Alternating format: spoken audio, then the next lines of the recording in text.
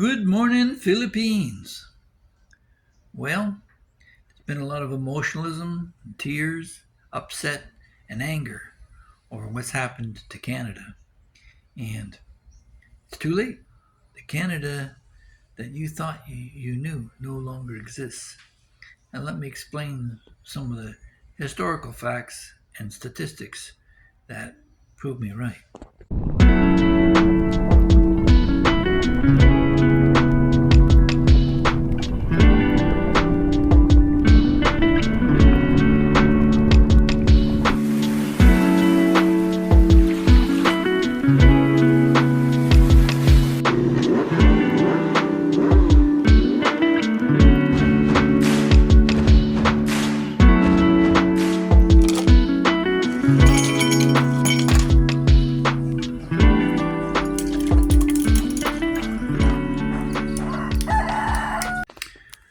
Canada was formed as a result of the British trying to maintain a position in North America for access to resources like beaver pelts, which have been in large part exterminated in Europe, lumber, and other goods that Canada had for raw materials.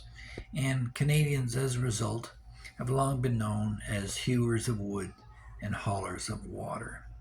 We're a resource based economy. And to deny that is essentially to deny what Canada truly is. So when the Liberals put Bill C-69 in power, they're basically denying their Canadian heritage, preventing the development of resources within Canada is as un-Canadian as you can get. Now, it's no surprise, since the 1970s and Justin Trudeau's predecessor's father opened the doors up to Canada to immigrants, in large part to get new Canadians to support a Liberal-run government.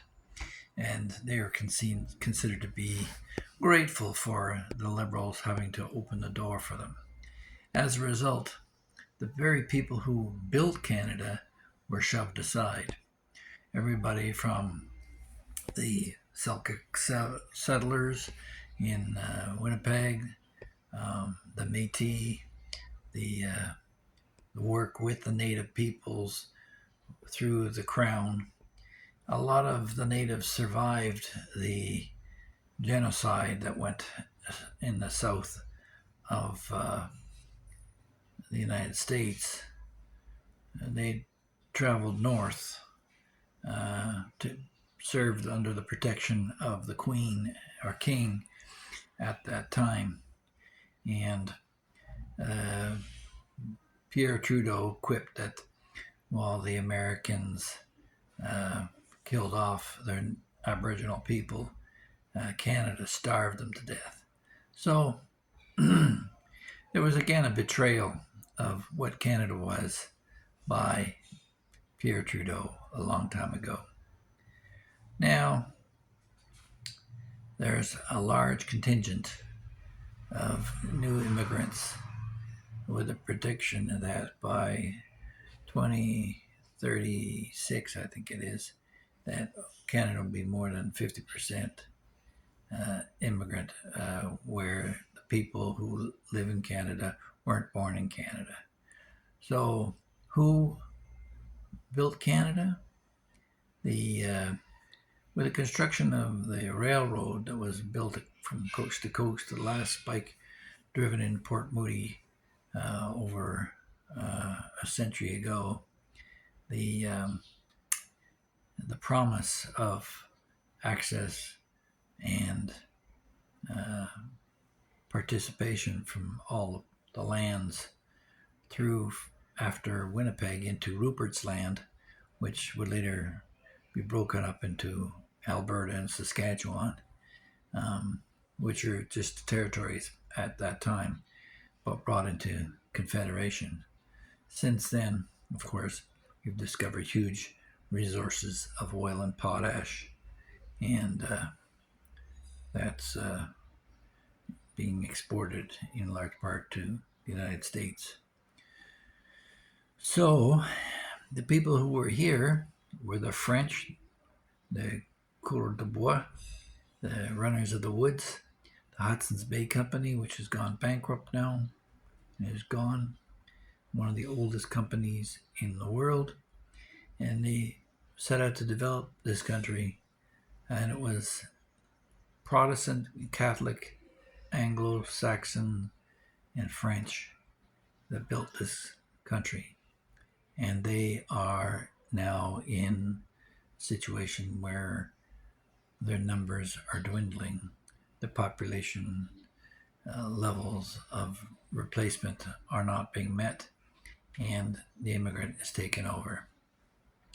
So after Vimy Ridge, when Canada found its identity as a nation in the sacrifices they made to Europe, and at the end of the Second World War, when they had the fourth largest standing navy on the planet, it was a powerhouse meant to be dealt with. And I was fortunate to live along the St. Lawrence Seaway, which was built jointly between America and Canada for the development of the North American heartland, and saw the growth through our neighboring Griffintown and people like Five Roses Sugar and Redpath Flour. There were huge elevators and shipyards around Montreal at that time, and I witnessed the growth of a nation to a point where in 1967 we held the World Exposition in celebration of 100 years of Confederation. But the very structure of Canada is such that there can be no unity. The powers of the federal government are weakened by the fact that provinces, should they decide to stand up, can rebel. And now you're going to see Danielle Smith in Alberta push back and claim their sovereign right for the development of their province. And twice they've challenged the previous Trudeau government on restrictions, be it the carbon tax, Bill C-69, or anything else that impedes Alberta from having its way. So it's not your Canada, it's not my Canada anymore. It's Chinese in Vancouver.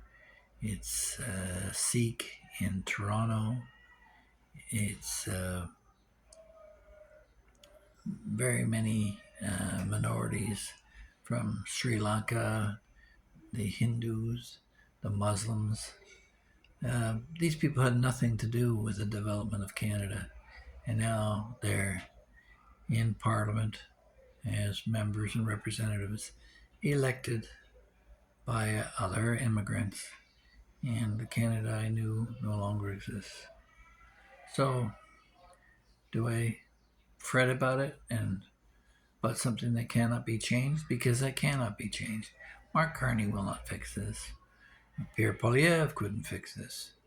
In fact, if you elect Maxime Bernier of the People's Party, he couldn't fix it either with his drive to try and bring us back to what we once were. We will never be what we once were. That is gone. It's toast.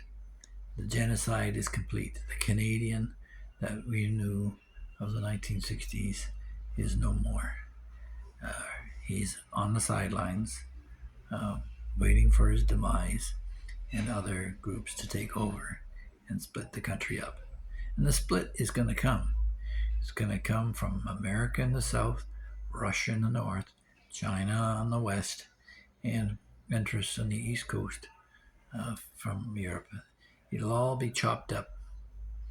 Quebec will have a closer association with France. Alberta will go to America, followed by Saskatchewan. British Columbia is probably the one spot which could form its own union with Oregon and California and become a state, which would be in large part uh, Democrat, whereas Alberta and Saskatchewan will most likely be Republican, and Quebec, as a standalone, would be unified with France. So that's my view on the situation. There's nothing I can do. Just thought I'd let you know and express it once and for all. Yeah, don't hold your hopes out that an election in 15 months to 2 years, because it's a minority government, is going to change anything. It'll just be a different group with the same result. Canada, as you knew it, is toast.